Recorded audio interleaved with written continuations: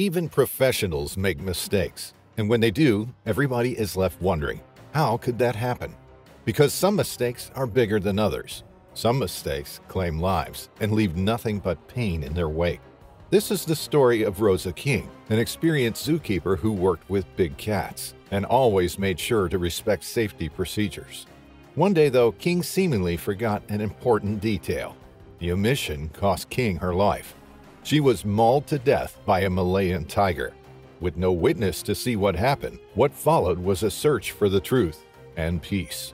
This is Fierce. Hit the like button and subscribe. It was about 9:38 a.m. on the morning of May 29, 2017. Hamerton Zoological Park was just about to open its gates for the day and receive visitors. But a few fine details had to be checked and adjusted before allowing the public to enter the zoo. 33-year-old Rosa King headed toward the tiger enclosure. King was a zookeeper with tons of experience, 13 years to be exact. At that point, King had been the head of the zoo's carnivore section for 8 years, working closely with all kinds of big cats. She loved the animals and was very attached to them. When one of them died, King suffered as if she'd just lost a friend. Rosa always ensured to do anything to help the animals survive, but she also knew that each and every one of the felines could easily overpower her and kill her. As such, Rosa King was very conscientious about safety.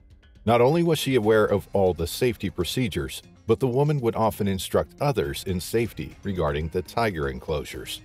Time and time again, she reinforced a very important idea. Never enter any part of the feline enclosure if a big cat was present. Everybody knew Rosa King was reliable and very concerned with safety. That's perhaps what made the events of the day even more unexplainable and distressing. If this could happen to somebody so focused, so well trained, maybe it could happen to anyone. And as it later turned out, it could have, at least in a sense.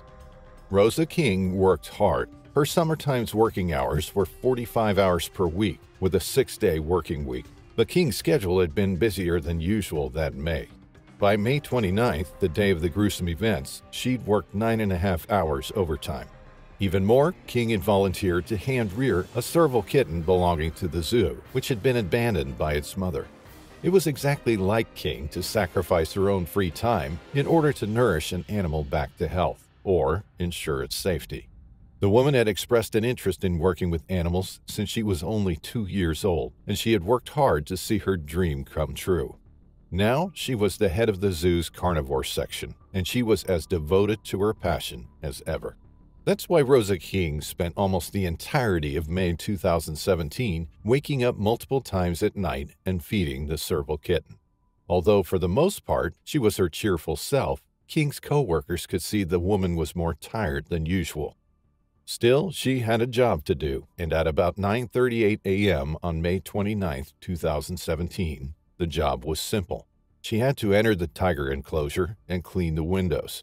Sissip, the Malayan tiger living in the enclosure, had a habit of urinating on the windows. This made it harder for the public to see the feline, so keepers at Hamerton Zoo Park always had to make sure the windows were clean.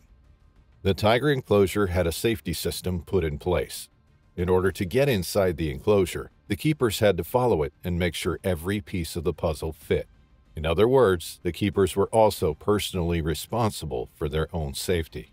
There were 2 gates securing the enclosure, a tiger-secure metal entry gate leading into the paddock, and a wooden gate with a wooden fence designated to keep the public away. But the procedure stated that before entering, zookeepers had to check where the tigers were located.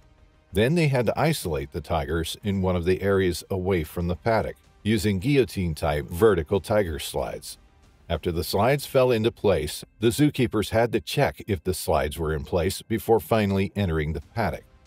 Rosa King was very well aware of the procedure and had gone through it thousands of times with no incident. But this time, unbeknownst to the woman, things were a little different, which ultimately made the difference between life and death. Rosa King entered the paddock as usual. She left the wooden gate open, as keepers often did. After all, the wooden gate couldn't keep the tigers in anyway. That's why there were slides, and as far as Rosa knew, the slide was in place. But there was one small detail the woman had no idea about. The slide was locked in the open position. Why? No one knows for sure. It's possible that King herself had left it open the evening before and then failed to realize this on Monday morning, May 29, 2017. So despite knowing the procedure, despite knowing the risks and concerns, the 33-year-old woman entered the paddock, past the wooden gate, and past the metal gate. This strongly indicates she didn't know about the slide being locked in the open position. King then went to clean the windows. That's why she entered the paddock in the first place. Once she cleaned the windows, it was time to leave. She opened the metal gate, but she never got out of the paddock, because that's when Sissip, the Malayan tiger living in the enclosure, attacked her. There were no witnesses to the attack, so nobody can know for sure what happened exactly. But we know Rosa King was leaving when the tiger struck. The cloth and bucket she had used to clean the windows fell out of her hands. Then her mutilated body fell on the cold, hard floor. Rosa King was dead. With the zookeeper now dead, the tiger was very much still a danger. The metal gate and the wooden gate were both open. Sissip could have just walked out of the enclosure and wreaked havoc, causing more casualties. By then, families with children had already been admitted to the zoo, but luckily, Sissip never left the paddock, largely by chance. At about 11 a.m., a visitor named Frank York spotted Rosa King's body and raised the alarm.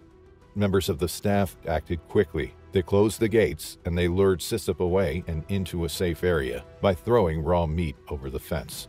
This way, the zoo managed to preserve Sissip's life. But as it later turned out, the zoo didn't possess any conventional firearms anyway. The zoo relied upon police officers to attend should a firearm be needed in dealing with an escaped animal. Had Sissip wandered out of the enclosure, the zoo would have had no way to act properly and would have had to wait for police to arrive. All this information was heard during an inquest on the 1st of July, 2019. The inquest also heard Rosa King had suffered horrible injuries. A police investigation found no mechanical faults to the slides. The jury, alongside its conclusion of accidental death, said the zoo's procedure depended entirely on the keeper reliably following their training. This means the procedure was likely to fail at some point or another, because human errors do happen.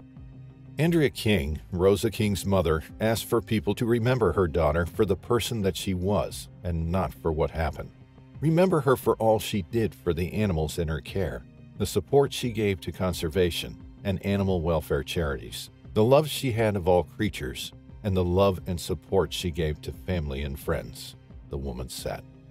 Hamerton Park Zoo has since changed its safety procedure and has introduced a new system for tiger keepers that keeps them in contact with a colleague as they complete each task.